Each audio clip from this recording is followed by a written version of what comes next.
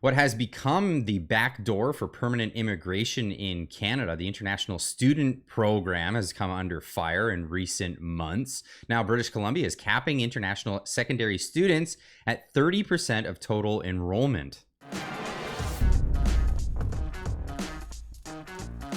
I'd say this is a move in the right direction. This from the Globe and Mail. British Columbia caps international post-secondary student enrollment at 30% of total enrollment at their schools. Now, this is gonna largely affect a lot of the fly-by-night colleges that only have international students and don't actually run any courses. But of course, everyone has to comply with this, and this is going to go across the board.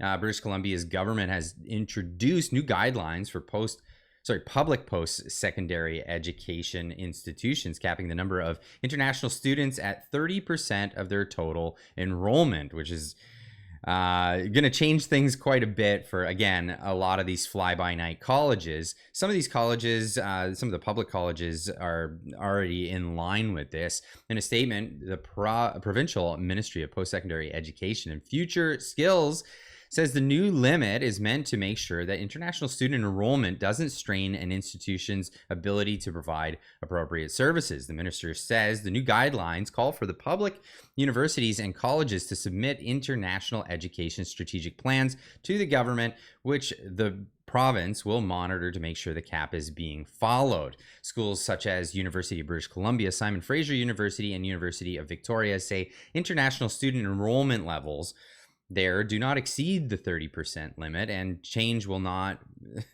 this change will not impact operations. Queensland Polytechnic University exceeded the limit set for 2023-2024 at 36%, but officials say the school year started before the federal government capped international students at 360,000 this year, a 35% decrease from 2023. The university vice president Zaina Mitchell says the statement that the BC government guidelines align with the expectations. The province says the guidelines start this month and schools are expected to come in alignment over the year. BC government says the cap also meant to help ensure that the enrollment levels do not put pressure on local communities. Well, what's been putting pressure on the local communities? Well, again, the fly-by-night colleges above a massage parlor. And this is where it's really going to affect, because this was used as a backdoor for immigration. Now, Ben Rabidoux on Twitter saying seems reasonable if they want more enrollment, build the housing. Of course, putting this on the local communities, putting this on, well, the rental stock, putting this on homeowners.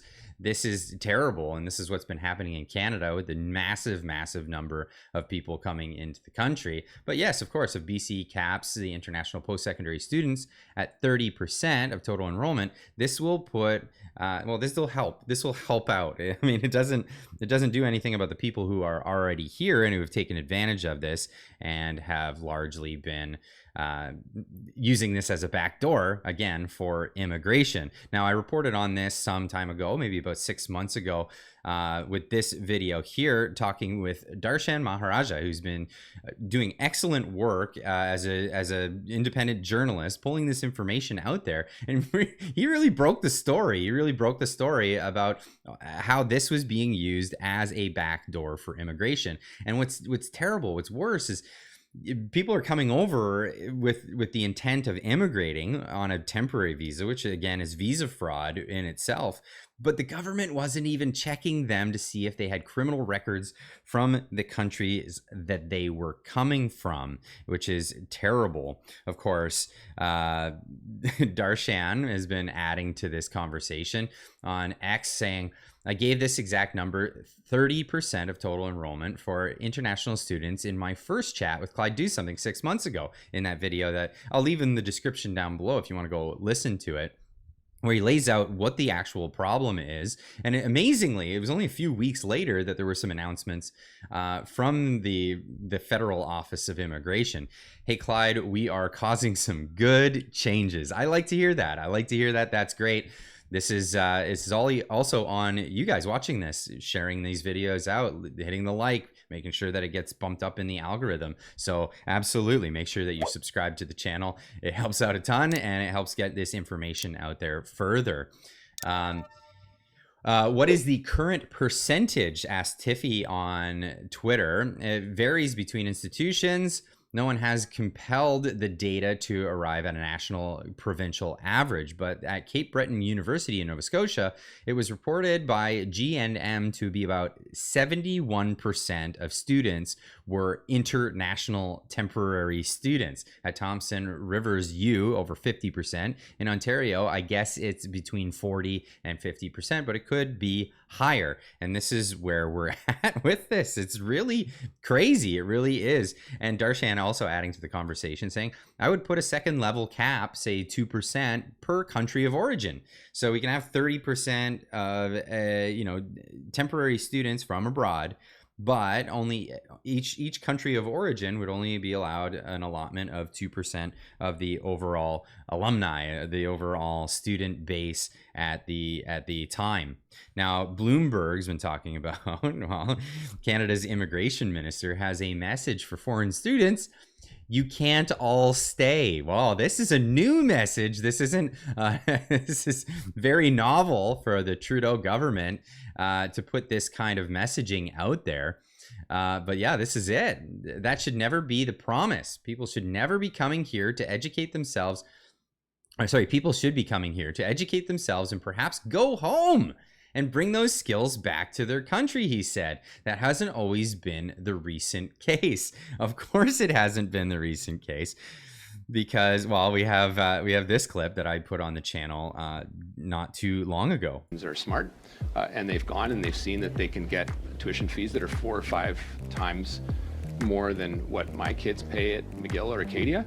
Trudeau's immigration minister, Mark Miller, makes an about-face on his international student policy. This was him just a few months ago. Look, international students are a credit to this country, Mr. Speaker. They are the future of this country, and they are an asset that is very lucrative, and they are an asset that is very lucrative. And they are an asset that is very lucrative. Independent journalists broke the story that this was actually a scam billion-dollar industry and a backdoor for immigration. It is not the intention of this program to have sham commerce degrees or business degrees that are sitting on top of a massage parlor that someone doesn't even go to, and then they come into the province and drive an Uber. But that's exactly how it went down. It is exactly how it went down, and that's the way it's going to continue to go down. Now, Prime Minister Justin Trudeau has faced mounting pressure over the rising cost of living, intense competition for scarce housing, and higher unemployment. Earlier this year, Canada imposed a new cap on the number of international students' visas it would issue. It's projecting fewer than 300,000 new students permits this year, down from about 437,000 last year. But what are these people using temporary visas to get? Well, they're looking for permanent residence. It's not what it's meant to be. This is not, these visas are not being used for what their intended purposes are. If you come in as a visitor, you come in as a temporary worker, you come in as a temporary student, that doesn't mean that you have a path to immigration. There are avenues for that, and these are being used as back doors. And CBC is reporting on some of these people that thought they've been promised these things from, private entities, private agencies that say, yeah, come over on these temporary visas and we're going to help you out. Well, it turns out there's no room. There's no room, and they're being told that your immigration status is going to expire, and then that's it. You're gonna have to leave. That's the situation. Immigration protesters march in downtown Charlottetown as new hunger strike begins. They're going on a hunger strike because they were promised that they would be able to stay in Canada. They will be able to have a pathway to citizenship. But this is not realistic. Of course, the Century Initiative would love for this to take place, but it's not helping. We're in a tremendously bad situation here in Canada. The cost of living is going way up. The rent stock is not getting any bigger, and government measures, especially out here in British Columbia, where they've put new measures on landlords that are forcing landlords to just get out out of the rental business at all.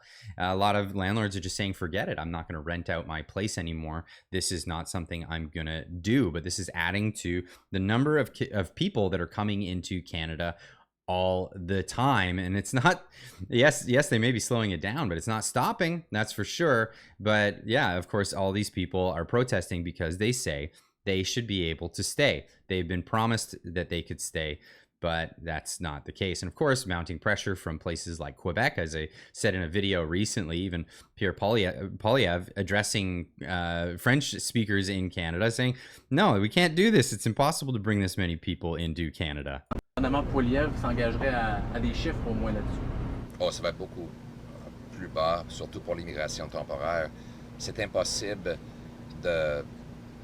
d'inviter 1,2 million de personnes, nouvelles personnes au Canada chaque année lorsqu'on bâtit 200 000 logements. C'est impossible. Il n'y a pas de place. Le Québec est au point de rupture. It's absurd. You can't do it. It's impossible, he says, for those that are just listening in audio, to bring in 1.2 million into the country per year while we're only building 200,000 homes.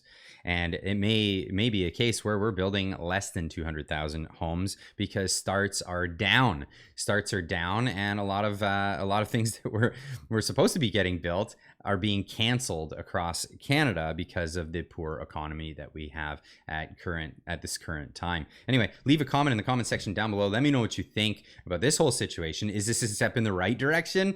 We're capping international students at these universities. Of course, the universities are not really that high in these numbers. Well, some are, maybe in Ontario and Nova Scotia. Bring those numbers down, but also it's capping these fly-by-night colleges. These fly-by-night colleges that, of course, Canadians don't want to go to. They're not even actually teaching anything. They're just sham colleges with sham business degrees that people use to get into the country and then change their status once they're here. Anyway, leave a comment in the comment section down below. Let me know what you think, and we'll see you in the next one. Keep on trucking.